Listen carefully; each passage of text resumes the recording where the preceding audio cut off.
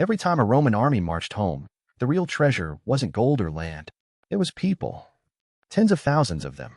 Bound, branded, priced, and fed into the largest human marketplace the world had ever seen.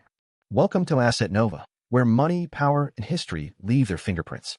Rome didn't conquer the world with swords. It conquered it with spreadsheets carved into wax tablets.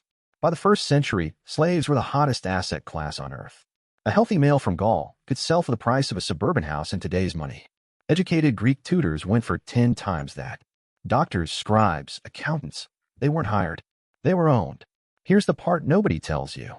Slavery wasn't some side effect of empire. It was the business model. Every war created supply.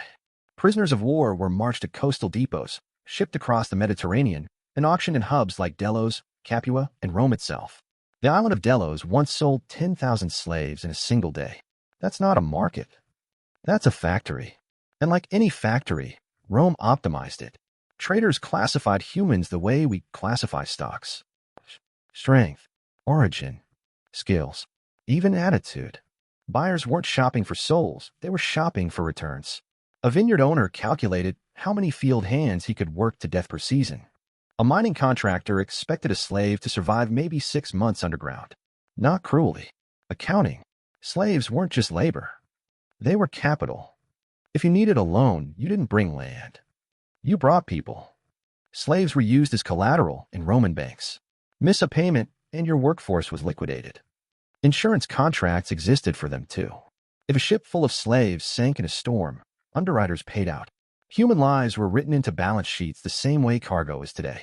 And this machine created monsters. Because when labor is free, innovation dies. Why build a water pump when you can buy 10 men cheaper? Why invent tools when bodies are abundant? Rome didn't industrialize. It stagnated inside comfort. Here's a true story. After Julius Caesar conquered Gaul, he dumped so many captives onto the market that slave prices collapsed. The Roman middle class couldn't compete. Free workers lost their jobs to cheaper bodies. Small farms died. Mega estates exploded. Wealth didn't trickle down, it stacked upward. That's the twist. The system that made Rome rich also hollowed it out. The state became addicted to conquest because war was its supply chain. No wars meant no slaves. No slaves meant no cheap labor. No cheap labor meant falling profits.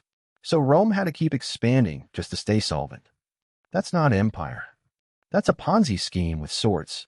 And when the borders finally froze, when the easy wars were over, the flow of human capital dried up. Suddenly slaves became expensive. Landowners couldn't replace the dead. Mines went dark. Fields went unplanted. The economy that once ran on bodies began to choke. Then came the last insult. Christian emperors slowly restricted slavery. Manumission increased. Moral pressure built. Rome tried to transition to paid labor, but after centuries of free bodies, nobody knew how to pay a wage. Productivity collapsed. The empire that had monetized humans couldn't figure out how to monetize work. So remember this the next time someone tells you cheap labor is good for growth. Rome didn't fall because it ran out of enemies. It fell because it forgot how to create value without owning people. Every empire that turns life into inventory eventually discovers the same truth.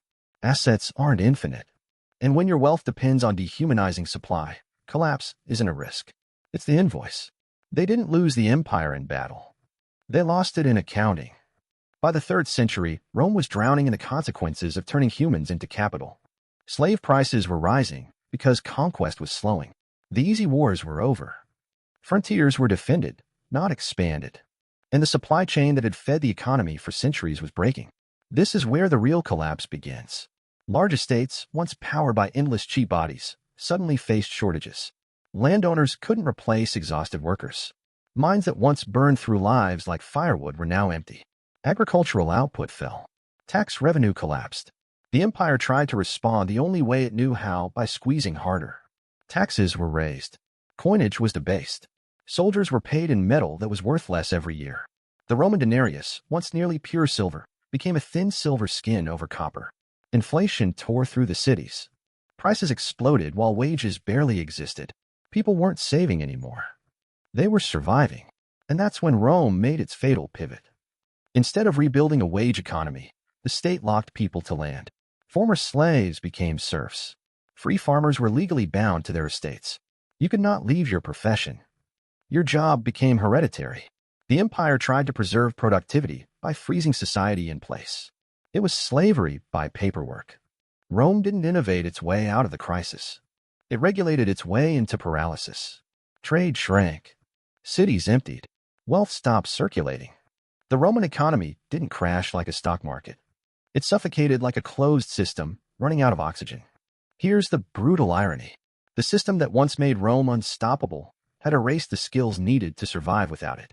They had optimized conquest so perfectly that they forgot how to create wealth peacefully. Their factories were people. Their capital was suffering. When the supply ended, so did the illusion of prosperity. By the time barbarian armies crossed the borders, the empire was already hollow. They didn't conquer Rome. They walked into a structure that had rotted from its own business model. So when you hear someone say that cheap labor is the secret to growth, remember this. Rome had the cheapest labor in history, and it destroyed them. They didn't rebuild Rome.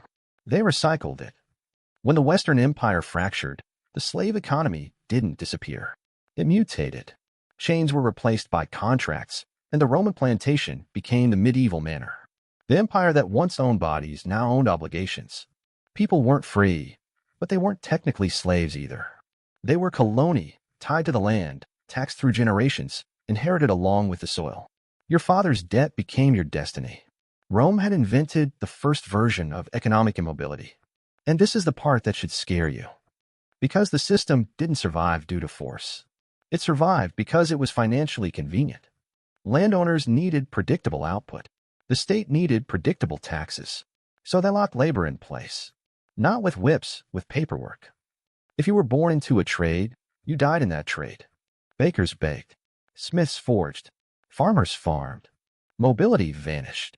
The market stopped being a ladder and became a cage. Productivity collapsed because innovation requires movement. New ideas come from new people entering new fields. Rome had frozen human capital into static roles. It created efficiency on paper and paralysis in reality. Trade routes shrank. Cities hollowed. Gold disappeared from circulation. The empire that once monetized the world was now hoarding copper to survive. Here's the twist nobody teaches. The Roman slave market didn't just build an empire. It designed the financial architecture of Europe for 1,000 years. Feudalism wasn't a moral evolution. It was a financial workaround after slavery broke the economy. That's why medieval Europe was poor. Not because of barbarism, but because Rome had already consumed the future. So when modern systems tell you that labor flexibility is dangerous, that stability requires restriction, that mobility is risky, ask yourself who benefits from freezing you in place. Because Rome already tested that model. And it ended in silence. They told the next generation it was tradition. By the time medieval Europe stabilized, no one remembered Rome's slave markets, but everyone was still living inside their financial ghost. Guilds replaced plantations. Manors replaced estates. And the paperwork that once owned bodies now owned opportunity. You weren't bought anymore. You were boxed. To bake bread, you had to join the Bakers' Guild. To forge iron, the Smiths' Guild.